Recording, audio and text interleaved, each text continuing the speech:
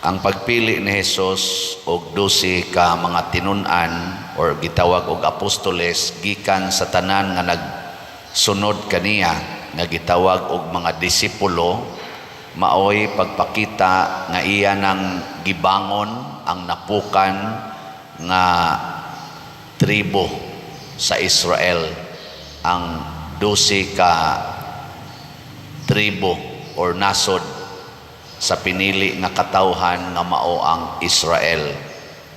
Nya karon kining maong pagpili ni Hesus gihimo niya aron kining mga tawhana makig-uban kaniya, mukuyog niya sa tanang higayon. Gilinga imong tupad ing namukuyog ka ni Hesus sa tanang higayon. Di man mo lingi uban. Kita ganahan ratang mukuyog ni Hesus panahon pista senior. Karon gakuan maron ga walk for Mary or walk with Mary baron. Sayo kay nang mata kay mukuyog ta ni Maria sa iyang pagpanaw gikan dinto gikan sa puente hangtod padong sa kaning basilika. Pero ini human arong adlaw mukuyog pa kata. Karon daghan kayong manimba, siyam ka nobinaryo na pagyoy unsa pa nang ubang gibutang diha sa kuan, napay triduom, napay pluvial parade, naapagyoy prosesyon, daghang kay mukuyog, minilyon ang mukuyog. Pero ini human ani mukuyog pakata.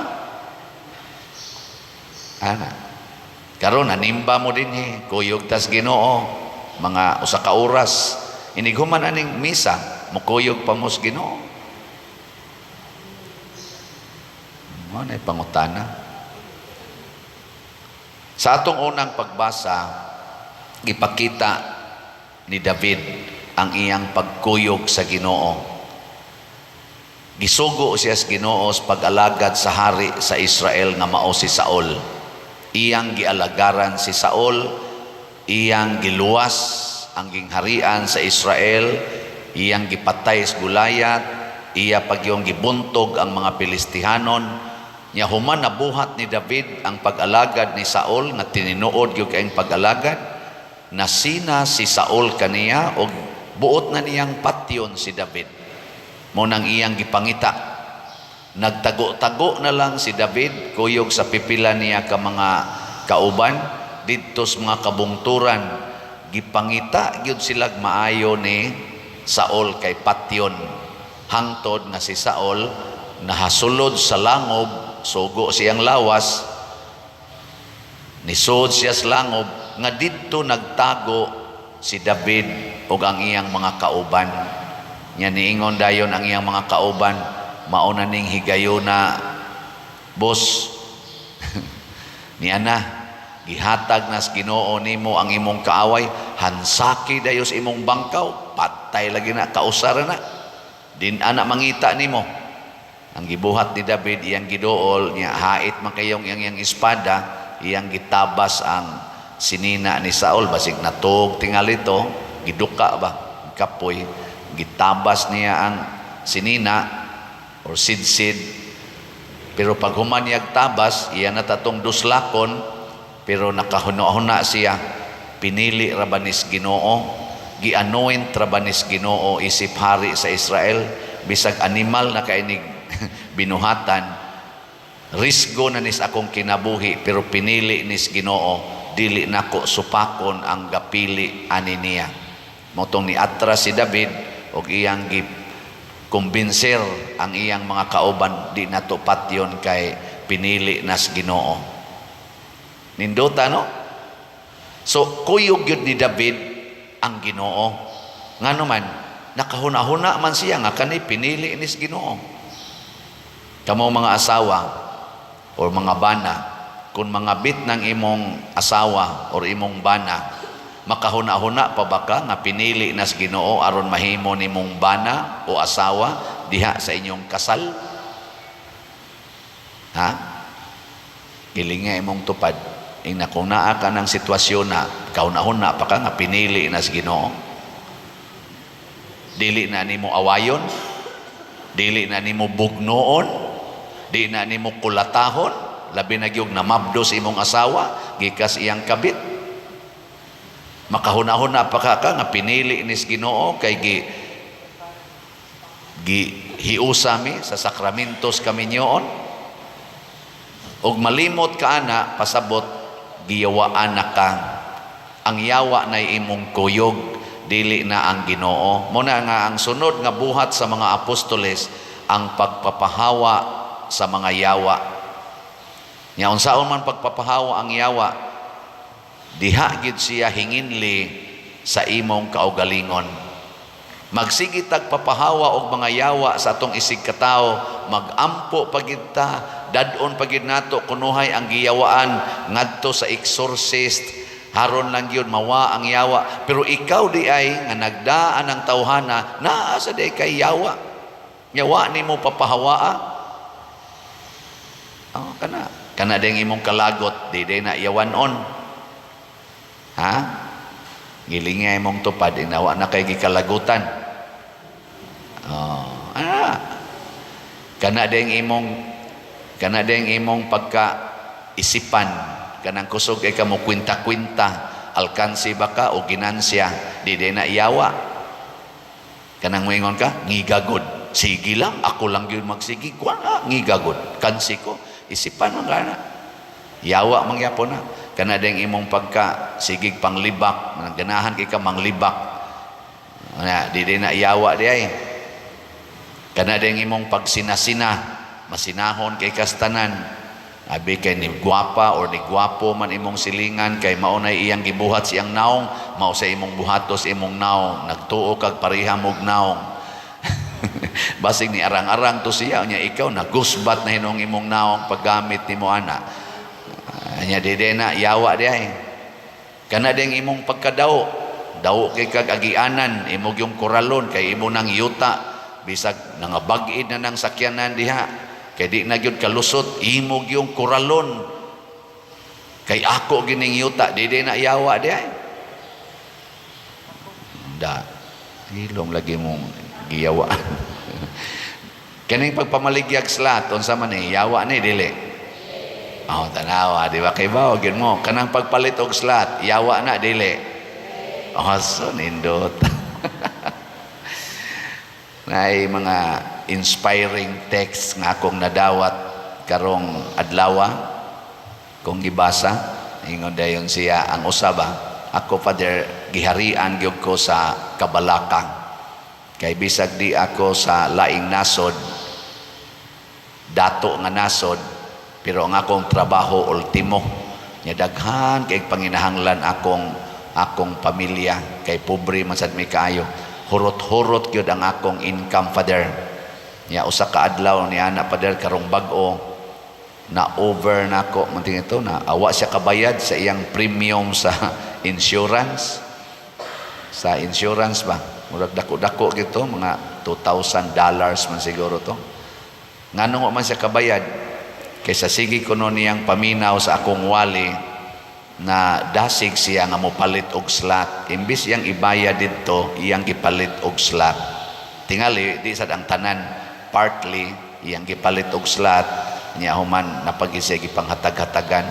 Ingon siya kuno, siyang kaugalingon, Lord, akong atubangon kung ipinalty ko ani or i-cancel ba ning akong insurance, ako na lang ning atubangon basta mo palit yung kog slot. Kay wa jud koy kapalit og slot kay tungod aning akong kabalaka. Pag human ko nun niyag palit og slot, lipay na kay siya. Ningadto dayon siya the following day ba or few days after sa insurance office, kay iya nang pangutanon pilay iyang obligasyon, pilay penalty, pilay iyang bayranan.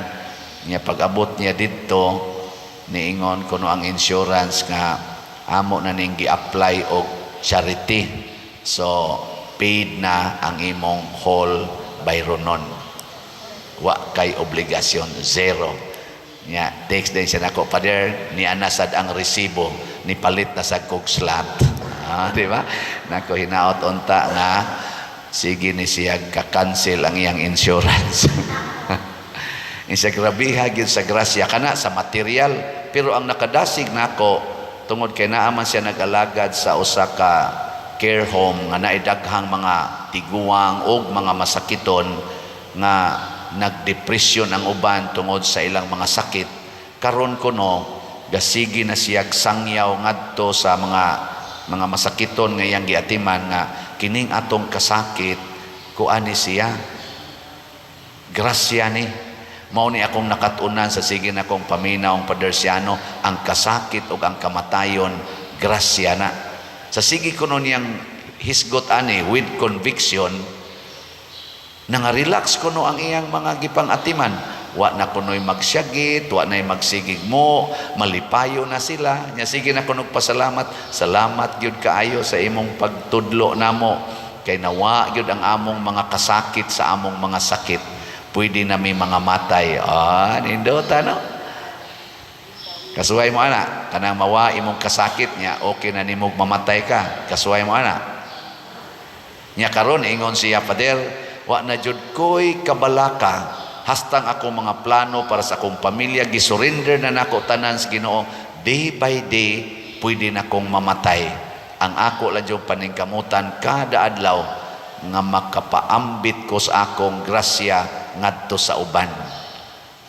Ang iyang kalipay na ana diha nakasentro dili nas pagtigom og kwarta aron i-secured sa iyang kinabuhi og siyang mahal nga kinabuhi kay nakahibaw siyang mga matay ra gid ta. Og ang kasakit nahimo ng kalipay para niya. Iya pag yung gisangyaw ngadto sa uban. Mo na ningon si Kristo sa iyang mga pinili nga mga apostoles, iwali ninyo ang maayong balita. Unsa may maayong balita? Kining atong kasakit, kining atong mga crosses in life, grasya nis Ginoo. Aron ta maduol niya. Aron ta makakuyog niya sa iyang way of the cross to heaven. Nga kining atong pagpamalit og slots og pagtabang sa atong isig katao nga nanginahanglan, mao ni ang sikreto aron malipay ta tinud-anay og makontento sa atong kinabuhi. Dili din ang pagsigig paningkamot sa pagpangwarta aron mudako yung income aron secured ta, magdugang lang na sa atong stress, magdugang lang na sa atong kabalaka o kasakit sa kinabuhi. Giling nga imong tupad. Yung na kay gitigom ron. Yung na kay gitigom. Yung ipanghatag na. Ipanghatag na. Palit na guslahat. Ako mong reportan ha, pila na ni pagawa sa ilang tinigom. Unya ilang gipalit og slat. Ang atong is BF Dag. Ay, salamat in taon. Niabot na gyud og 8,000 kaslots ang atong halin. Pakpak. Dota. Ngato sang kuan Santo Niño katong HJSN na halina na puntag 4,210 kaslots. 15,000 na lang 790 ang nahibilin.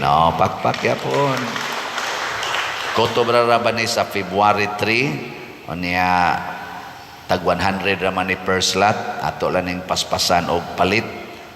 Gabi nagmeeting mi sa atong PPC, nagmeeting po ko sa ato dinhing barangay officials og mga purok leaders kay kining atong gamay nga sinulog festivities sa atong parokya. Ato yung paningkamutan nga murag replika sa gamay ba sa kasadya dito sa Basilica karon aron maka sinati po ta dinhi og gamay lang glimpse sa kanindot sa selebrasyon sa Archdiocese karong panahon na ato nang i-localize dinhi. Makakita unya mo mga nindot nga talan-aon sigon sa ato mga simple pero meaningful, joyful and loving celebrations. Nya kaning atong SBF Dag ato ning gitarget nga unta inigpista nato karong Abril 13 karong tuiga sa atong 11th Fiesta Celebration mahuman na untang atong kumbento. Ang atong mga contractors bisag wa ta kabayad nila kompleto pa siging paningkamot mag-overtime pagyud. So pagpaka na to ato mga contractor, salamat kayo. anang inyong hangad-hangaron diyang atong kumbinto, atong gitukod na napurma-purma na siya. Munang ato na siyang pasalamatan niya ato sang ubanan sa atong pagduyog. So kamong tanan nga mga nahigugma aning ato dinhing simbahan og nakasinati sa grasyas Ginoo, padayos pagpaambit. Kamo sang wa kasinati, hala sugdi na ninyo. Di jud ka magmahay, wala ka nang hahanapin pa. Katulang gibuwagan sa asawa nga akong gi-kaunsilan, pastilang guula gid niya nako sayon ra gid na brad, palit og slat niya praktisa ang tulo ka ampo, alagad og antos. Ana kanang imong asawa ug di na maulian, mamatay ra gid na. Dili ako ningon anay, joke lang na ako ninyo. Ako giingnan kanang imong asawa dili na ka mangandoy nga mobalik pa na nimo, pero magsigi na lang jud kag higugma niya hangtod ka mamatay. Insa mo na akong gipangandoy, Father, nga dili unta ko batintal og laing babay bisan pag ang akong asawa ni kuyog naglaing laki. Ninduta no? Kinsang mga banaha dinhi nga makaampo og ingon ana, kung ang inyong asawa ni kuyog naglaing laki, niya ang imong iampo, Ginoo, lig-una taon ko nga di unta kong makapangabit og laing babae og magpabilin kong buutan nga bana nining akong yawanon nga asawa. Kinsa man naa, congratulations og naa. Muna ni congratulate ko niya, ningon ko imo nang napapahawa ang yawa diha nimo, ipatakod unya na ngadtos uban ang maong gahom sa pagpapahawa sa yawanong hunahuna. Si David napapahawa po niya ang yawa sa kasuko diha sa iyang hunahuna ug napaambit niya sa iyang hari, gani nihilak si Saul. Natandog ang kasing-kasing sa iyang kaaway, mihilak ug nagbasol. Nabuntog sad ni David ang yawa sa kasing-kasing ni Saul. Mao ni ang atong gahom kay mga pinili man tas Ginoo pinaagis bunyag, pinili sa tas Ginoo pinaagi sa atong debosyon, pinili tas Ginoo pinaagi ni atong pag-apil sa sakramento labi na ning Eucharistia. Ato ning padayonon ha. Sige, katapusang lingi ing na hinomdumi ako pinili ko sa Ginoo. Sige ina. Nahinomdumi, pinili ko sa Ginoo. Pasabot, ayaw kog libaka, ayaw kog daog-daoga, ayaw kog ibaliwala, kay pinili ko sa Ginoo. Oh, nindot, manindog na ta mga pinili sa Ginoo.